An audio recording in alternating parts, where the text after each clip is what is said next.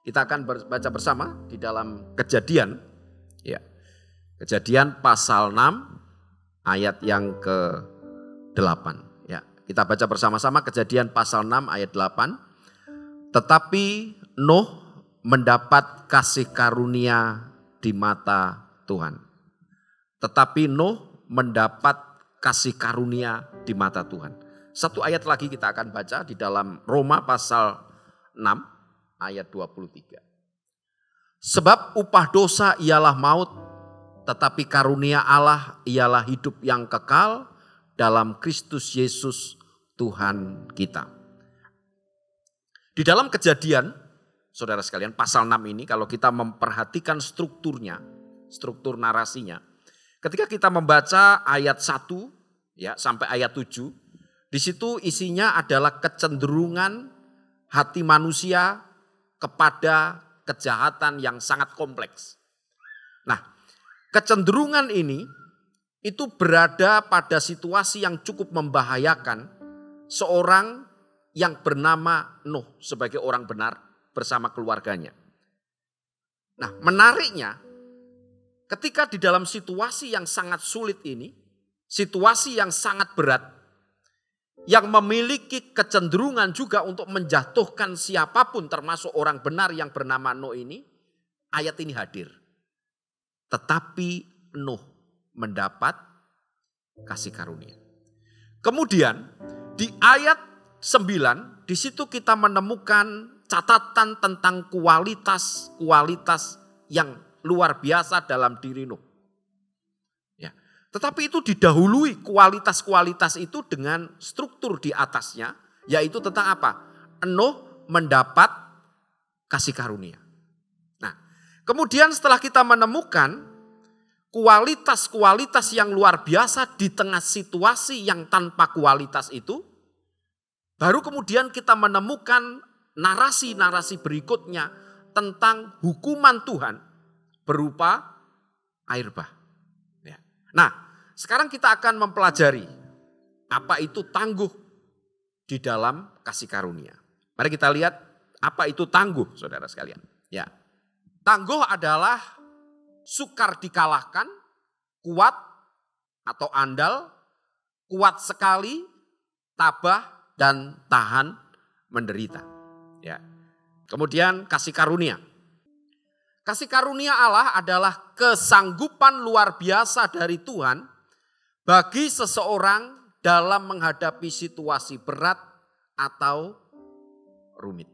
Ya, jadi kesanggupan luar biasa yang berasal dari Allah untuk seseorang benar mampu menghadapinya dengan kualitas-kualitas ilahi, termasuk tahan menderita dalam situasi yang sangat sulit. Dan kalau kita menemukan catatannya di kitab Matius tentang khotbah Tuhan Yesus di akhir zaman, menjelang kedatangan Tuhan yang kedua kali, saudara sekalian, kita sedang berhadapan dengan situasi yang sama dengan zaman Nuh. Kecenderungan manusia kepada apa yang disebut dengan kejahatan. Ya. Di situ juga dikatakan di dalam khotbah Tuhan Yesus bahwa menjelang kedatangannya manusia akan kawin mengawinkan. Sampai Nuh masuk ke Bahtera pada proses air bah. Semua kita pasti mengakui wanita-wanita zaman sekarang luar biasa cantiknya. Ya, kita harus akui bapak-bapak ya, para pria. Kecuali mata kita ada kacamata khusus. Pasti kita tidak bisa menyimpulkan itu. Saudara naik kendaraan, saudara berada di bandara, saudara ada di rumah makan, saudara akan melihat bagaimana wanita-wanita zaman sekarang luar biasa, walaupun juga beberapa editan, gitu kan? Ya, pria-pria juga begitu. Wanita-wanita ketika ditanya juga sama.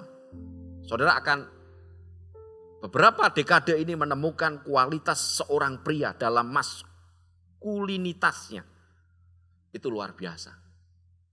Dan ini sudah dialarmkan oleh Tuhan Yesus di dalam Matius pasal 24. Bahwa akan ada kecenderungan kita untuk memiliki kehidupan yang menyimpang. Tapi kita bersyukur. ada catatan. Tetapi saya dan saudara mendapat kasih karunia. Beri tepuk tangan untuk Tuhan. Kita mendapatkan kasih karunia. Ya. Sekarang mari kita akan melangkah di ayat 9. Ya, ayat 9. Tetapi Nuh mendapat, ini ayat 8, oke next. Berikutnya. Inilah riwayat Nuh. Nuh adalah seorang yang benar dan tidak bercela. Nuh adalah seorang yang benar dan tidak bercela. Saudara, ayat 8, Nuh mendapat kasih karunia. Tetapi di ayat 9, Nuh dideklarasikan oleh Musa di dalam catatannya. Ya, Nuh adalah seorang yang benar. Ya. Tentu status Nuh sebagai orang yang benar bukan usahanya. Bukan karena dia orang yang luar biasa secara manusia, dia mampu meraih predikat, prestasi, posisi sebagai orang yang benar. Kalau kita membaca Ibrani pasal 11, di situ tidak pernah bisa dilepaskan tentang iman. Nuh adalah salah satu saksi iman. Dan ketika dia mempercayai Tuhan, Allah yang menciptakan langit dan bumi, maka di situ Tuhan membenarkan Nuh. Dan kasih karunia membuat Nuh memiliki statuta sebagai orang benar. Itu terus dirawat oleh kasih karunia. Hari ini saudara dan saya, kita semua percaya bahwa kita adalah orang berdosa. Tetapi ketika saudara dan saya mengaku dengan mulut kita, hati kita percaya, saat itu kita dibenarkan dan kita diselamatkan dan kita adalah orang benar. Roh Kudus begitu luar biasa sebagai bagian dari konteks kasih karunia itu tinggal di dalam kita, merawat kebenarannya, merawat kualitas kekudusannya. Supaya di tengah situasi yang sukar ini, saudara dan saya diberikan kesanggupan untuk berkualitas hidup di dalam kebenaran. Amin. Benar di dalam person kita, personalitas pribadi kita. Benar di dalam konteks keluarga. Kalau saudara dan saya sebagai seorang pelayan Tuhan, juga saudara adalah benar sebagai pelayan. Ketika saudara terdaftar sebagai pelayan Tuhan di GMS, milikilah kebenaran itu dengan saudara mematuhi segala anggaran dasar, anggaran rumah tangga, pedoman kerja, tata tertib sebagai seorang pelayan Tuhan. Ada konsekuensi-konsekuensi logis sebagai orang benar ketika kebenaran itu kita tabrak dan kita langgar dan di situ ada penalti, di situ ada teguran. Mari kita kemudian berjiwa sportif. Tidak seperti di luar sana. Ketika pimpinan gerejanya mendisiplin, langsung ciao, keluar. Dan itu bukanlah karakteristik orang benar. Ketika Tuhan menegur Daud melalui Nabi Nathan, Daud menyesalinya. Orang benar tidak punya imunitas, dia tidak jatuh. Tetapi ketika kebenaran itu menegur dan ingin membawanya kembali, dia akan tersungkur. Sebab kasih karunia-Nya hebat atas kita. Beri tepuk tangan untuk Tuhan. Ya. Ketika saudara sebagai seorang pebisnis, berbisnislah dengan benar. Ketika saudara menjadi istri, menjadi suami, hiduplah di dalam kebenaran itu. Dan zaman ini sulit. Media sosial membuat kita begitu luar biasa. Ada begitu banyak celah, lubang-lubang yang membuat kita bisa jatuh. Tapi sekali lagi, kasih karunia-Nya menopang kita. Kasih karunia-Nya akan memberikan kesanggupan luar biasa untuk saudara dan saya terus berkualitas hidup di dalam kebenarannya. Haleluya. Oke, berikutnya. Ya, kesanggupan luar biasa untuk hidup benar. Inilah riwayat Nuh. Nuh adalah seorang yang benar dan tidak bercela di antara orang-orang sezamannya. Dan Nuh itu hidup bergaul dengan Allah.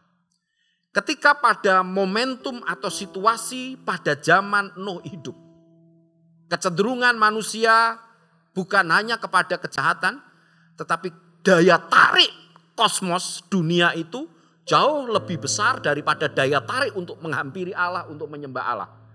Tetapi kini menarik, Nuh diberi kasih karunia untuk dia bergaul karib, untuk dia berintimasi dengan Tuhan. Dan kalau hari ini saudara dan saya memiliki keakraban dengan Tuhan, itu bukan karena saudara dan saya memiliki pembimbing-pembimbing rohani yang hebat.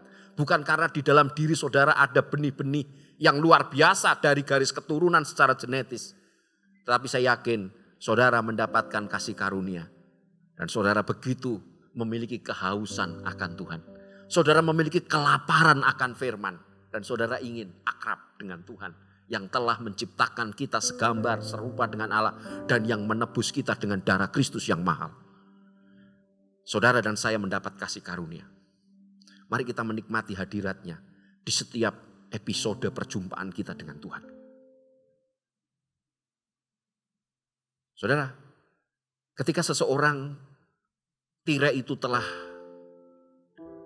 disobek oleh Kristus, ketika dia berteriak, Eli, Eli, lama sabachthani, tetelestai, sudah lunas aku membelimu. Saat itu tidak ada jarak lagi hubungan saya dengan Allah. Tidak ada jarak lagi hubungan saudara dengan Tuhan. Saudara adalah anaknya. Saudara adalah pribadi yang begitu intim dengan Tuhan. Saudara bisa menghampiri Tuhan luar biasa. Tetapi karena kita ini dekat dengan Tuhan, kadang-kadang kita ini kurang ajar juga dengan Tuhan. Contoh, doa-doa kita itu saya klaim. Loh, apanya yang diklaim? Dia itu Allah yang benar. Dia tidak pernah ada dusta. Saya dan Pak Antoni mungkin bisa saudara klaim. Brur, jam 7 nyampe sini ya, ternyata saya terlambat misalnya. Klaim sudah. Tapi Allah kita tidak ada iota dusta. Maka kita tidak perlu dengan pongah dalam doa-doa kita begitu kurang ajar. Keintiman kita dengan Tuhan harus membangun rasa segan. Sama seperti tua-tua di dalam kitab Wahyu, dia melepaskan mahkotanya. Sama juga dalam cerita sejarah gereja, Ratu Elizabeth almarhum ketika dia masuk di dalam hadirat Tuhan, dia tidak menggunakan mahkota. Tapi kita harus akui ketika saudara dan saya masuk di dalam hadirat Tuhan, masih banyak mahkota. Tersinggung ketika tidak ditempatkan duduk di depan. Ya. Saya tidak lagi di GMS itu kampus Peter. Karena saya ditaruh di dekat toilet, untung toiletnya di luar sana. Itu di sono saudara. Kalau saya lihat wajah-wajah yang hadir di GMS ini, oh mau ditempatkan di mana saja silahkan. Karena apa? Status kita hari ini sama di hadapan Tuhan. Kita adalah anak-anak Allah. Beri tepuk tangan untuk Tuhan. Kita ingin berintimasi dengan Tuhan. Setiap penggalan-penggalan kata-kata pujian penuh dengan pengagungan. Dan kita menikmatinya. Tapi kembali lagi di luar sana terus update status. Dia tidak menikmati kebersamaan dengan Tuhan. Dia tidak menikmati koinonia horizontal juga koinonia vertikal dengan penciptanya. Puji-pujian yang kita naikkan, kiranya kita sepakat dengan kata kitab Mazmur pasal 22 ayat 3, 4. Bahwa Tuhan bertata di atas puji-pujian orang percaya. Haleluya. Saudara, saya pernah punya kesaksian. Sekitar tahun 93 sesudah Masehi. Nanti Pak Antoni protes sebelum Masehi atau sesudah Masehi. Kalau sebelum berarti saya seusia Kleopatra. Nah, pada waktu itu saya menjadi ketua BEM begitu ya. Di Sekolah Tinggi Alkitab Surabaya. Ada seorang mahasiswa yang dirasuk setan. Ya, kerasukan.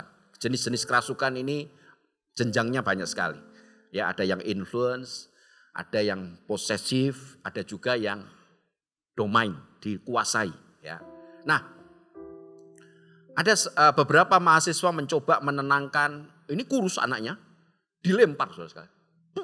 Loh, saya dilempar, badannya besar.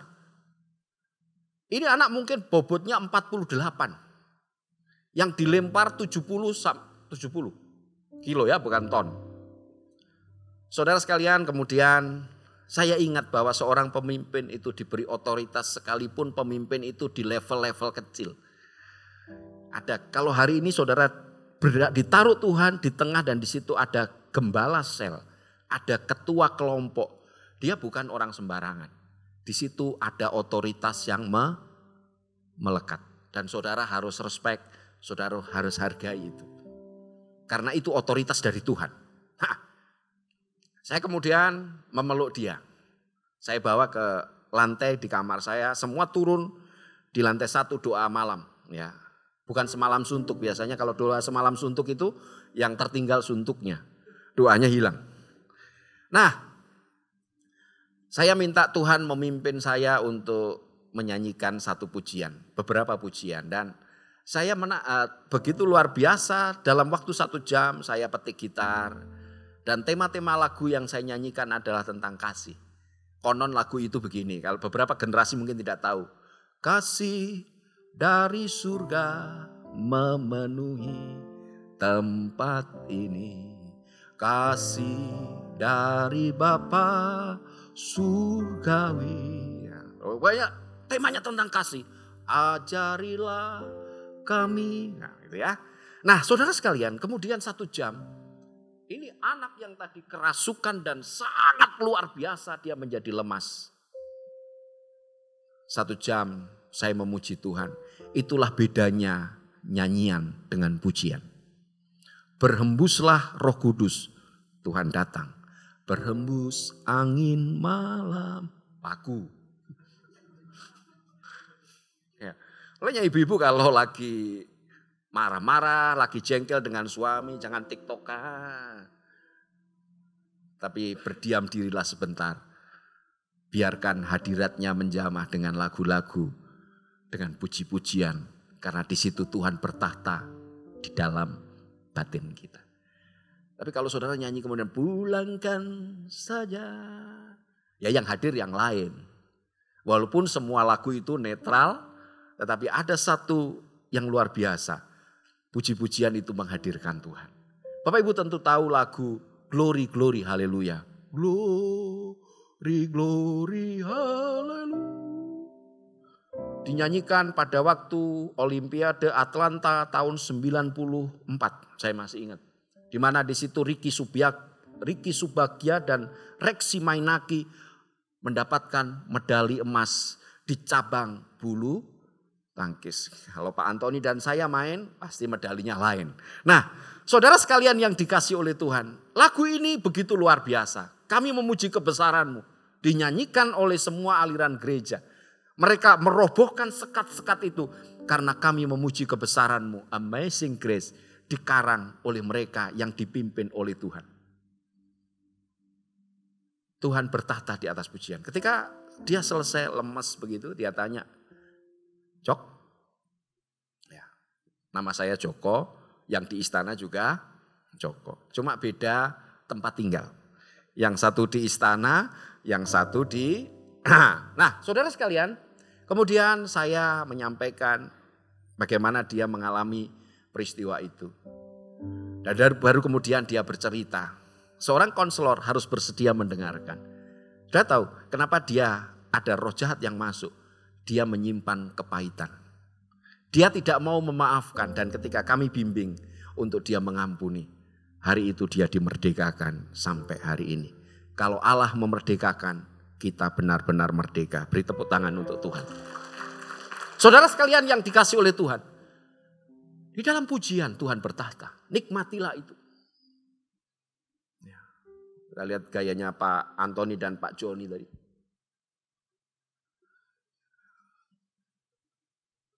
Luar biasa. Itu kalau di depannya ada kolam renang langsung gaya bebas. Ya, Pak Joni ini stabil badannya ya. Ya, urapannya pasti juga stabil. Kalau bisa bertambah Pak. Puji Tuhan ya. Oke, berikutnya. Ya, jadi kesanggupan ekstra untuk bergaul karib dengan Tuhan. Di dalam Mazmur 122 ayat 1. Begini bunyinya. Ketika aku bersuka cita ketika dikatakan orang mari pergi ke rumah Tuhan. Ini menarik ya. Aku bersukacita ketika dikatakan orang, mari kita pergi ke rumah Tuhan. Saya percaya Tuhan Yesus tahun 89. Tidak pernah ada yang menyampaikan kabar baik. Tidak pernah ada yang menyampaikan kabar Injil itu kepada saya. Bahwa Yesus datang untuk orang berdosa dan saya adalah orang berdosa. Tetapi ada daya tarik yang luar biasa untuk saya datang ke gereja. Dan saya dibaptis tanggal 18 Desember tahun 89. Dan saudara sekalian, ibadah itu sore, rumah saya itu 7 kilometer dari gereja. Ya, kalau sekarang gereja luar biasa bertebaran di mana-mana. Kemudian yang menarik adalah ketika mendengar mau beribadah, hati ini luar biasa. Sama seperti ketika Bapak Antoni ketika mendengar waktu masih pacaran dulu, kekasihnya mau datang dan mau ke rumah kekasihnya. Udah, itu mandi apa saja dilakukannya. Ya. Calon istri sekarang menjadi ibu Antoni juga begitu. Waduh, luar biasa. Segala salon dimasuki kecuali salon mobil. Kenapa? Karena mau berjumpa dengan kekasihnya. Hatiku bersukacita. Tapi setelah menikah kebanyakan jatuh semua. Ya, mandi jam 12 setelah matahari di atas Vietnam. Ya, ibu juga begitu, hari pertama, hari kedua pakai daster dengan motif yang sama. Ketika ke gereja ketemu WL Singer, waduh segar lihat, ini tante tapi bukan ibu Antoni loh ya. Dasternya sama dari masa ke masa. Kalau ditanya kenapa om tante dasternya sama, itu karena ada ayat Tuhan Yesus tidak pernah berubah, dulu kemarin sekarang sampai selama-lamanya. Nah saudara sekalian yang dikasihi oleh Tuhan, Tuhan memberikan kesanggupan ekstra untuk kita bergaul akrab dengan Tuhan. Hari ini saudara dan saya sedang hidup di masa seperti zaman Nuh. Kita akan digoda untuk jauh dari Tuhan. Tetapi kasih karunia-Nya akan menarik saudara dan saya untuk intim dengan pencipta kita. Untuk intim dengan penebus kita. Doa-doa yang Tuhan, jam-jam doa, baik itu pribadi maupun kelompok. Nikmatilah itu. Nikmatilah itu. Oke, berikutnya saudara sekalian. Kesanggupan luar biasa untuk hidup berintegritas.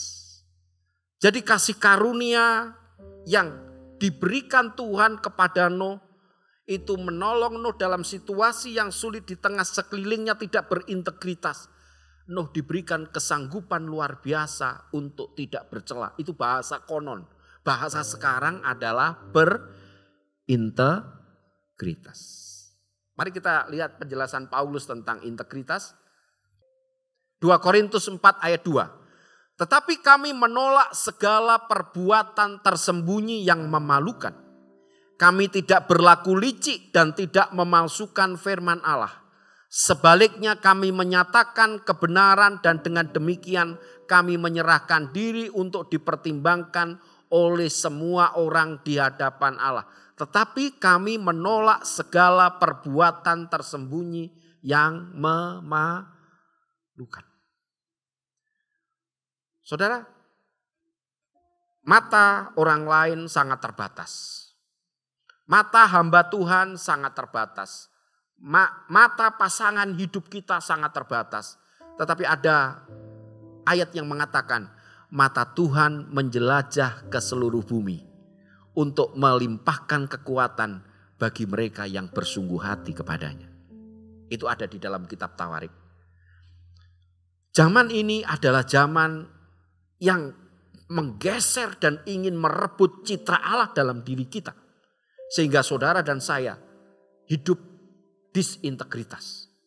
Pecah. Kualitas Allah itu menjadi tercoreng. Menjadi tercabik-cabik. Menjadi terdiaspora. Ketika saudara dan saya melanggar firman.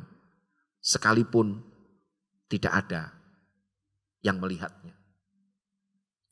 Yusuf adalah contoh orang yang berintegritas. Dia punya peluang untuk melakukan kejahatan dan tidak ada catatan apapun pada waktu itu. Karena dia hanya berdua. Tetapi Yusuf adalah pemuda yang berintegritas. Di dalam kitab perjanjian baru ada seorang yang bernama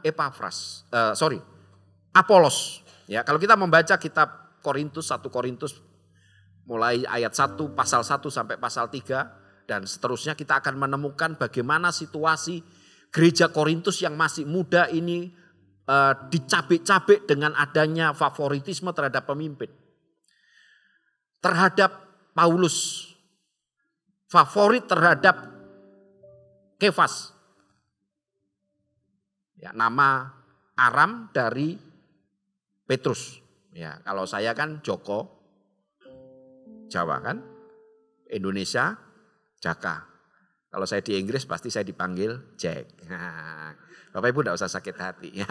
Hai Jack. Ya, tapi ada konon cerita di Titanic gitu ya, Jacknya tenggelam. Nah, saudara sekalian yang dikasih oleh Tuhan, ternyata jemaat ini masing-masing punya favorit. Mungkin mereka itu sangat suka dengan Petrus karena apa? Karisma Petrus sebagai rasul mula-mula. Kemudian yang kedua, kelompok yang kedua ini begitu luar biasa memfavoritkan Paulus. Mungkin juga karena sejarah pertobatannya. Orang Kristen itu kan begitu. Kalau lihat pertobatan yang ekstrim begitu, wah apalagi pernah hidup dengan 1000 wanita. Langsung diagung-agungkan. Kita kecenderungan gereja itu apa? Dengar baru orang bertobat langsung diundang, diberikan kesempatan, mimbar dan sebagainya. Padahal Alkitab menulis biarlah dia berakar dulu. Saudara perhatikan kalau tanaman itu belum berakar kemudian dipindahkan, dicabut, dia tidak akan pernah berbuah. Gereja jangan pernah memberi kesempatan seseorang belum berakar di dalam Kristus dan belum berakar di gereja ini. Dia akan jatuh dia. Pasti saudara akan merunut dalam jejak digital dan jejak sejarah. Bagaimana orang-orang bertobat dari seberang, diundang ke sana, gereja A, gereja B. Mereka pulang dengan karungan uang. Tapi habis itu kita menemukan mereka meninggalkan Tuhan. Salahkah mereka? Tidak. Salah gereja. Karena apa? Gereja menggeser tahta Kristus. Kita tempatkan orang-orang yang baru bertobat. Dan dia belum mengenal Kristus dengan lebih dalam. Saudara menyanyi. Lebih dalam lagi ku rindukan Tuhan. Dia belum tahu Yesus. Tapi gereja begitu terpesona. Akhirnya mereka meninggalkan Tuhan. Dan itu adalah kesalahan gereja. Kita tidak perlu menyalahkan yang lain. Salahkan diri kita, yaitu gereja. Hiduplah berintegritas. Nah, saudara sekalian saya lanjutkan. Apolos ini lulusan Alexandria. Kemunculannya di literatur PB cuma 10. Petrus dan Paulus muncul di dalam literatur PB 150 lebih. Kalau dilihat panggung medali begitu, yang satu dapat medali emas, yang Paulus dapat medali perak, Apolos medali tanah liat. Karena cuma 10 skornya, poinnya. Tetapi 3 pemimpin ini dibenturkan oleh jemaat Korintus untuk mereka tercapek dalam pelayanan. Dan kemudian saudara sekalian, kemudian Apolos ini menjaga jarak aman terhadap situasi gereja di Korintus yang sedang berada dalam bahaya terpecah. Jemaat waktu itu mungkin menggoda Paulus begini, Om Paulus. Kalau pakai bahasa orang Sulawesi begini, selama ini Om Apolos tidak kita undang di sini. Paulus jiwanya lega. Maka di situ kalau kita membaca 1 Korintus 16, berkali-kali aku mengirim surat kepada Apolos untuk datang kemari. Apolos membalas surat Paulus itu dengan mengatakan, Om Paulus, kan my senior kan, ya kan? Paulus, nanti ketika situasi baik, saya akan datang. Saudara, Paulus adalah orang yang berjiwa besar. Apolos adalah orang yang bijak. Karena apa? Dia tahu kalau dia datang, gereja Korintus akan semakin runyam dan tercapek. Apolos tidak ingin ada matahari kembar 3 di situ. Ketika saudara melihat situasi memang tidak menguntungkan dalam keutuhan dan unity gereja, mari kita tarik diri. Dan itu adalah integritas. Jangan pernah merebut kemuliaan orang lain melalui diri kita. Berikutnya tentang apa? Tentang uang. Tentang persepuluhan kalau di gereja. Sebenarnya bukan ada kata gereja Pantekosta, gereja karismatik, gereja Protestan dan sebagainya. Alkitab mengatakan kembalikanlah 10% itu sebagai milik Tuhan.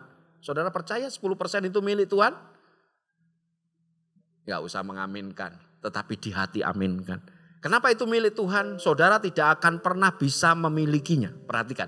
Kalau saudara adalah orang yang telah dimuridkan oleh firman, saudara akan tahu 10% itu milik Tuhan. Dan kalau saudara tidak kembalikan, Tuhan akan ambil miliknya kapanpun tanpa permisi. Saudara sudah dapat kan pemuridan kan di gereja ini, ya kan? 10% milik Tuhan. Anak saya dari TK saya didik itu dan sampai sekarang mereka kuliah, mereka selalu menyisihkan 10%. Bukan iuran, tapi betul-betul 10%. Ada komanya.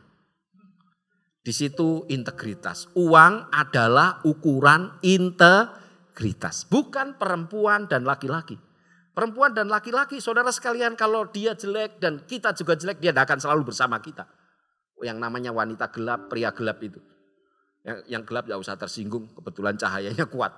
Nah, tetapi uang selalu ada pada kita. Di dompet saudara ada kamu, ya toh? Mau tidur, diamankan. Diamankan dari om dan tante. Karena bisa uangnya om diambil tante, uangnya tante diambil om. Uang selalu ada pada kita. Dan disitulah standar utama integritas. Kalau saudara jujur dalam hal mamon ini, saudara pasti juga berintegritas di bidang yang lain. Tapi kalau saudara tidak berintegritas dalam hal cien, fulus, dipastikan saudara juga cacat di bidang yang lain. Kembalikanlah milik Tuhan sebenar-benarnya dan sejujur-jujurnya. Dan saudara akan melihat bagaimana Tuhan membuka tingkap berkat. Beri tepuk tangan untuk Tuhan. Karena Tuhan sudah mengatakan, aku akan membuka tingkap-tingkap berkat. Aku akan menghalau belalang. Firman Tuhan itu benar. Tidak ada dusta di dalamnya. Karena Allah tidak pernah kita temukan catatannya, dia adalah pendusta. Dia tidak perlu kita klaim. Karena dia akan menepati janjinya di dalam firman-Nya. Kembalikan itu 10%. Dan saudara akan melihat janjinya luar biasa. Haleluya. Ya, kembalikanlah di tempat saudara terdaftar sebagai warga jemaat. Satu ketika saya pelayanan di satu ini keluarga begitu ya, pelayanan PA begitu. Jadi mempelajari doktrin dan kitab-kitab. Nah, setiap saat saya diberkati transport dan sebagainya. Termasuk waktu saya diantar, ini anak Tuhan berkata begini, Pak Pendeta boleh tidak persepuluhan saya serahkan ke Bapak? Alasannya Bapak apa? Gereja saya sudah besar.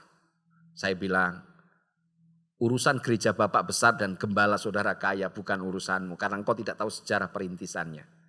Tapi hari ini kembalikan itu di mana engkau terdaftar. Ayat terakhir.